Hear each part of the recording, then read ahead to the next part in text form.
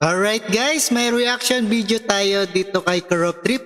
At ito ang muling pagpapakawala ng treated radioaction water sa Fukushima Nuclear Plant. Initinakda ng Japan at delikado yan sa mga, lalo na sa mga isda. At muling pagpapakawala ng Japan ng treated radioreaction water na naipon na napinsalang Fukushima Nuclear Plant. Ayon sa operator ng plant, nakatakda sa susunod na linggo ang wastewater release sa Pacific Ocean. At ingat po tayong palagi at panoorin po natin dito sa UNTV. And no other further ado, let's watch guys.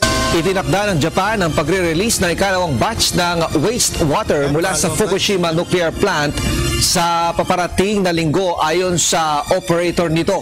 Noong August 24 nang umpisahan ang discharge ng wastewater sa Pacific Ocean. Bunsod naman nito, ipinagbawal ng China ang pag-aangkat ng lahat ng uri ng Japanese seafoods. Sa kabila nito ng posisyon ng Tokyo na walang banta sa kanilang isinagawang operasyon. Ang Russia naman kinukonsidera na ring magpatupad ng seafood ban. Alright, napanood nyo at napakinggan ito sa UNTV at ingat po sa dyan sa pagpapakawala ng waterways sa naipon na sa Fukushima Nuclear Plant. And maraming salamat sa inyong lahat and peace out.